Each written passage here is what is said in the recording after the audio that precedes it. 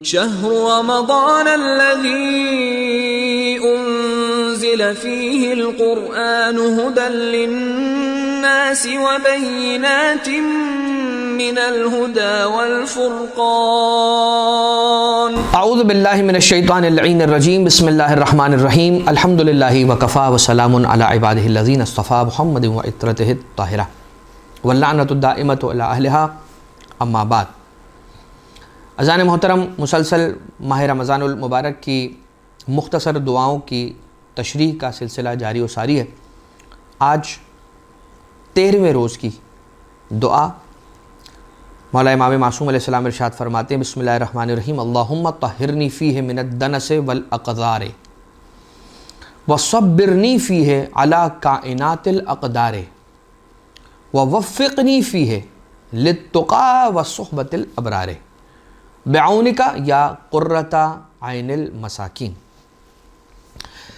اے پروردگار، مجھے طاہر کر دے، پاک کر دے، من الدنس والاقذار۔ دنس کہا جاتا ہے گندگی کو، آلودگی کو، اور اقذار کثافت کو کہا جاتا ہے، مگر ان دونوں میں فرق یہ ہے کہ دنس ظاہری اور باطنی نجاست و گندگی اور آلودگی دونوں کے لیے یوز ہوتا ہے، اور اقذار جو ہے وہ صرف اور صرف ظاہری آلودگی کے لیے اور گندگی کے لیے یوز ہوتا ہے۔ اور دنس وہی ہے کہ جس کے اندر نسب کی بھی آلودگی آ جاتی ہے۔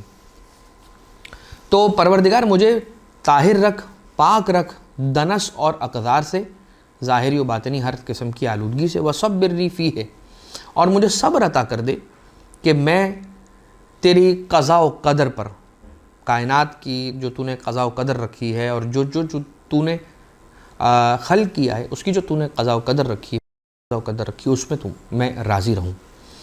ووفقنی فیہ، اور مجھے توفیق عطا فرما دے اس دن میں، للتقی وصحبت الابرار، ایک تقوی کی مجھے توفیق عنایت فرما دے اس دن میں، اور دوسرا صحبت ابرار،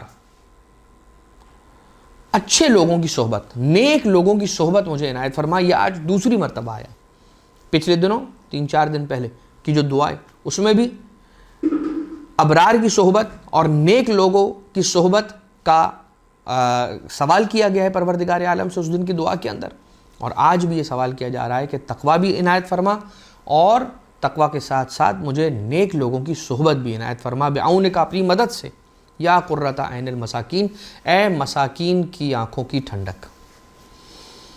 اس دعا کی تلاوت کا ثواب یہ ملتا ہے روایت میں کہ من دعا بہ اعطی بکل حجر و مدر حسنۃ و درجۃ فی الجنہ، کہ جو شخص 13ویں دن ماہ رمضان کی اس دعا کو تلاوت کرے گا تو اسے ہر حجر، دنیا میں جتنے پتھر ہیں اور جتنے کنکر ہیں، ہر پتھر، ہر کنکر یا ڈیلا کے مقدار میں اسے نیکی عطا کی جائے گی، نیکی بھی عطا کی جائے گی، اور اس کے درجے کے اندر جنت میں اضافہ بھی کیا جائے گا، اور اسے رفعت بھی بخشی جائے گی، اور بلندی بھی عطا کی جائے گی، یعنی اس کی پروموشن ہوگی جنت کے اندر، جو درجات ہیں اس کے اندر اس کی پروموشن ہوگی، اور ہر حجر اور ہر مدر، یعنی ہر پتھر اور ہر کنکر کے عوض میں اس کو کی عدد کے برابر اس کو اچھائی اور نیکیاں اور حسنات اس کے نامہ اعمال میں شامل کی جائیں گی۔ مولا امیر المومنین علیہ الصلوۃ والسلام ارشاد فرماتے ہیں، اللہم، اب ماہ مبارک کا چاند دیکھ کر جو دعا سرکار امیر المومنین علیہ السلام نے تعلیم فرمائی ہے، اس دعا کا یہ جملہ ہے۔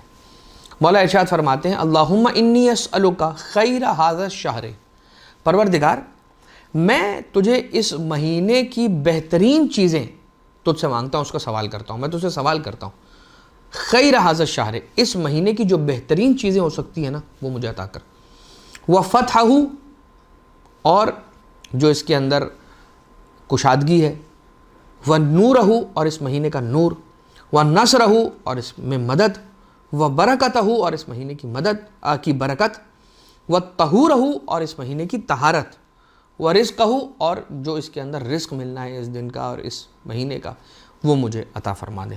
لہٰذا چاند دیکھ کر سرکار امیر کائنات علیہ السلام ماہ رمضان کا چاند دیکھ کر ہی اپنے لیے طہارت کا سوال کر رہے ہیں، اور فرما رہے ہیں وہ علی ابن ابی طالب علیہ السلام جو مرکز تطہیر ہیں، تو یہ ان کے لیے، ہمارے لیے کہ وہ تعلیم فرما رہے ہیں کہ اپنی طہارت کے لیے رب ذوالجلال کے سامنے سوال کرو اور ہاتھوں کو پھیلاؤ ماہ رمضان المبارک کا چاند دیکھ کر کہ اللہم انی اسألک خیر ھذا الشہر و فتحہ و نورہ و نصرہ و برکتہ و طہورہ و رزقہ. اب جیسا کہ ہم نے آپ کی خدمت میں عرض کیا کہ دنس جو ہے وہ ظاہری اور باطنی دونوں ہی طرح کی نجاستوں اور گندگی اور آلودگی کے لیے استعمال کیا جاتا ہے. اور اقذار جو ہے، اقذار زال سے ہے، زال دال زال، تو اقذار جو ہے وہ ظاہری فقط گندگی اور آلودگی کے لیے استعمال ہوتا ہے جو ظاہری ہے. جو باطنی اور ظاہری دونوں کو شامل کرتا ہے وہ لفظ ہے دنس کا. اور رجس جو ہے وہ اس سے بھی زیادہ عام ہے کہ ہر طرح کسی بھی قسم کی برائی جو ہے وہ اس کے اندر آ جاتی ہے رجس کے اندر. وَوَفِّقْنِي وَصَبِّرْنِي فِيهِ عَلَى کائنات الاقدار. پروردگارا میں تیری قضاء و قدر پر صبر کروں.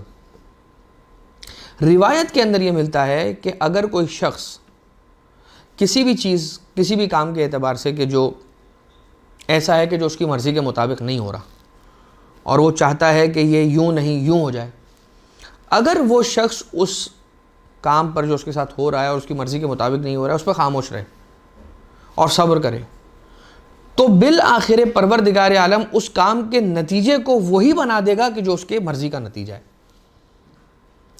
چاہے وہ عسا ان تحبوا شیئا وہو شر لکم، عسا ان تکرہوا شیئا وہو خیر لکم. کبھی کبھار تم کسی ایسی چیز کو چاہتے ہو کہ جو تمہارے لیے شر ہے، اور کبھی تم ایسی چیز سے کتراتے ہو اور کراہت رکھتے ہو جو تمہارے لیے خیر ہے. تو عین ممکن ہے کہ اگر میں اور آپ کسی چیز کو ایسے کہ جس کو پسند نہیں کرتے لیکن رب ذوالجلال نے وہ ہمارے لیے رکھی، اگر اس پر صبر کرے گا انسان تو اس کا عوض یہ ہوگا کہ نتیجہ وہی نکلے گا کہ جو وہ چاہ رہا تھا. وَوَفِّقْنِي فِيهِ لِلتُّقَى وَصُحْبَةِ الْأَبْرَارِ.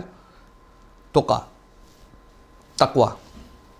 مولا کائنات علیہ السلام ارشاد فرماتے ہیں لے اہل تقوی، اہل تقوی کے لیے علامات یعرفون بہا.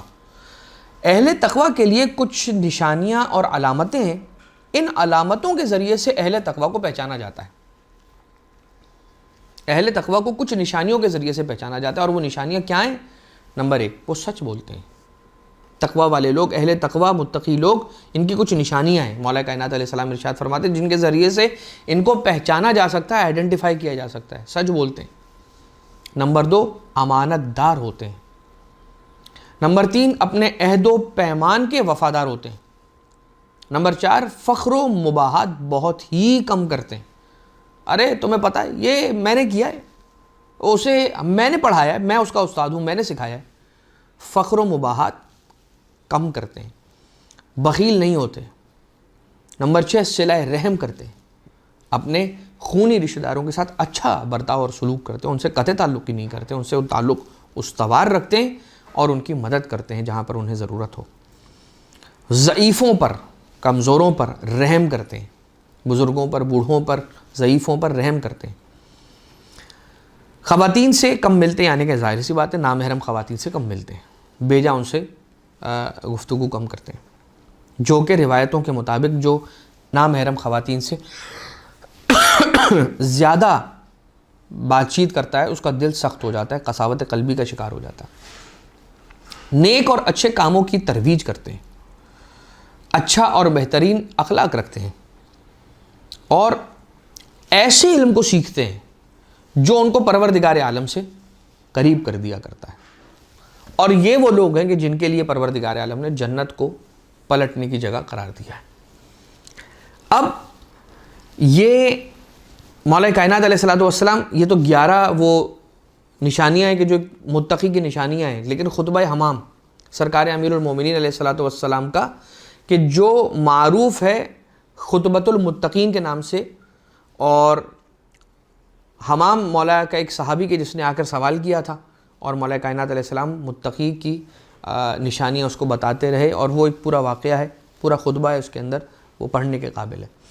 اس کے بعد کیا سوال کیا جا رہا ہے؟ پروردگار مجھے صاحبان تقوی میں سے بھی قرار دے اور مجھے اچھے لوگوں کی، ابرار نیک لوگوں کی صحبت عطا کر، تاکہ میں نیکیاں انجام دے سکوں، تاکہ میں غلط عادتوں میں نہ پڑ جاؤں، تاکہ میں تیری بارگاہ سے، تیرے حضور سے دور نہ ہو جاؤں، تاکہ میں اہل بیت اطہار علیہ السلام سے دور نہ ہو جاؤں۔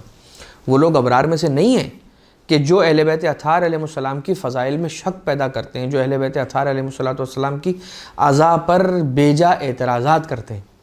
وہ افراد ابرار میں سے نہیں ہیں کہ جو فضائل اہل بیت اطہار علیہ السلام کو بیان کرنے سے روکتے ہیں، اور وہ لوگ ابرار میں سے نہیں ہیں کہ جو اہل بیت اطہار علیہ السلام کی تعلیمات پر عمل پیرا ہونے سے روکتے ہیں، ان کی سیرت پر عمل پیرا ہونے سے روکتے ہیں۔ بعونک، اپنی مدد سے اے مساکین کی آنکھوں کی ٹھنڈک، پروردگار ہمیں ایسا بنا دے جیسا تو ہمیں دیکھنا چاہتا ہے، ہمیں ایسا بنا دے جیسا اہل بیت اطہار علیہ السلام ہمیں دیکھنا چاہتے ہیں، اپنی مدد سے، اپنی حول و قوت سے، یا رب العالمین۔